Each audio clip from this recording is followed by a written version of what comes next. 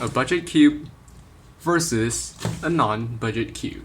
Oh, and also mid-range. So I have 3 cubes right in front of me, an $8 budget cube, a $26 mid-range cube, and a $60 non-budget cube. So I will be comparing these 3 cubes and point out their differences. Wait, I haven't mentioned why am I doing all these. So I'm sure a lot of people have heard this line before.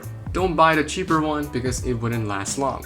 Instead, buy the more expensive one because it is better and it lasts longer. While it's true that some of the cheaper stuff doesn't last long and it sucks, but in cubing, that is never the case, and I wanted to prove that spending lesser doesn't mean it's bad.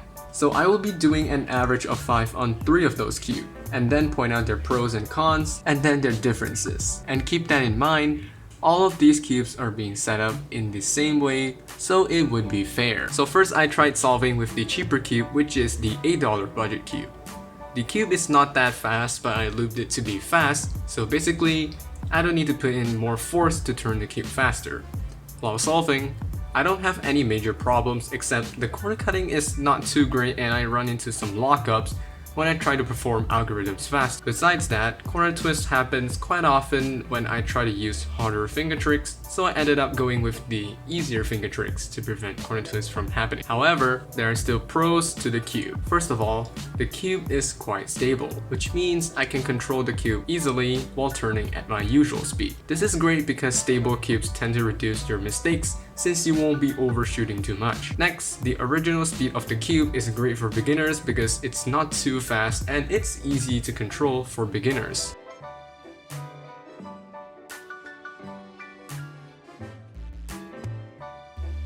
Now to the mid-range cube. The cube itself is pretty fast even if I don't lube it, so it might be a little hard to control since the magnet strength is quite weak and overshooting happens frequently.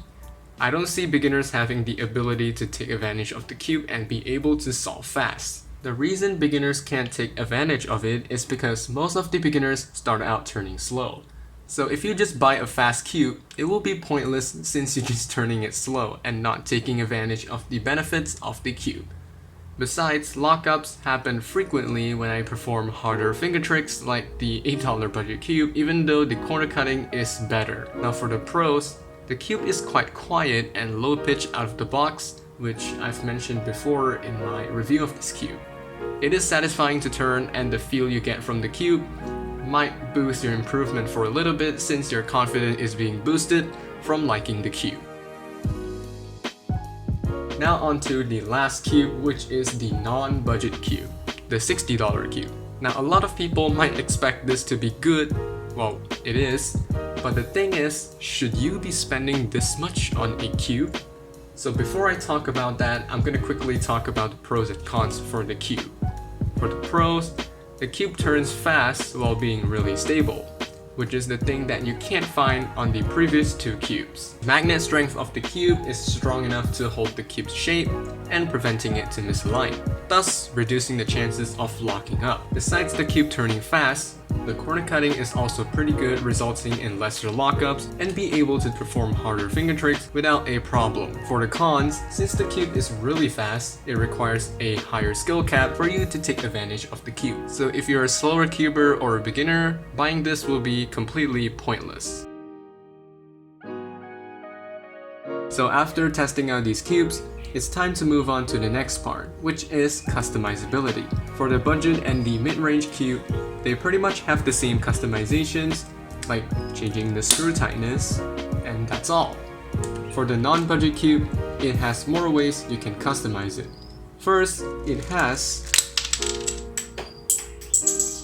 a spring compression system instead of just a screw. So for this system, it comes with a hexagonal tool that looks like this. It will have a manual that guides you through customizing it, but I'm just gonna briefly explain it. So for the blue thing, you can just press it down and then turn it clockwise or anti-clockwise. So I don't know if you can see the numbers on it or not, but it has a 2, 4, and remove. The higher the number, the cube will be looser. Essentially, the chances of corner twists and pieces popping out will be higher. For the clear thing around the blue thing, it's called tension. What can you do is by using the hexagonal tool and turn it counterclockwise. So it's like this. once it reaches the bottom, it will come straight back up. So the lower it gets, the tighter the cube. If it's tighter, it means the cube will be slower, worse corner cutting, but more stable. If it's looser, the cube will be faster, better corner cutting, but less stable. So besides the spring compression system, we also have magnets. So besides the spring compression system, we also have the magnet strength system. So basically we can change how strong the magnets are. So right now the magnets are like the right outside, which is the strongest one. So if I push it to the inside, it would be the weaker magnet. And there's a middle one, which is a little hard to get to. I don't know if I'd reach it, but if it's in the middle, it would be the middle strength. So basically there are 3 magnet settings you can change to. One is the most inner one, which is the weakest. Second is the middle, which is the middle setting. And then the third one, which is the outside. So after comparing these 3 cubes' customizability, the $8 budget cube and the $26 mid-range cube has lesser customizability compared to the $60 budget cube. I mean non-budget cube, which means the $60 cube is better, but only in theory. Having a wide range of customizability isn't always a good thing. Now it might be good for pro cubers because they're familiar with those systems, but for beginners, they will be a complete hassle to mess with, which again makes it completely pointless to buy it. Now I'm not saying that having lesser customizability is good, but instead, it's the opposite. It is true that having easier ways to customize a cube will be easier to understand, but the settings might be uneven and maybe it's a little hard to adjust it to a comfortable setting that suits your turning style. Now I've gone through the stats of the cube and the customizability of the cube. It is clearly shown that the stats of the non-budget $60 cube is better, but is it necessary? Even if you need a good cube, does it worth your money? If you are a beginner and money is not the problem, yes, it's worth it. But if your budget is limited, it's better to start with the budget option, since you can take advantage of the benefits of the cube. Once you've gotten better, you can go for the mid-range option, since you can now try to take advantage of the better cube and get better at cubing. Until you're more advanced, I wouldn't recommend going for the non-budget option, since you can't fully take advantage of the cube. If you still don't get what I'm saying, here's a shorter way to explain it. What I'm trying to say is that expensive cubes are not always better. Instead, a cube's worthiness depends on how good you are at cubing. If you are good at cubing, you can take advantage of a better and more expensive cube. If you are just starting out, you can choose a cheaper cube with decent stats like the RS3M 2020, since it wouldn't require a higher skill cap for you to take advantage of it. If you can't tell if a cube is good, try going to YouTube and search for other people's review.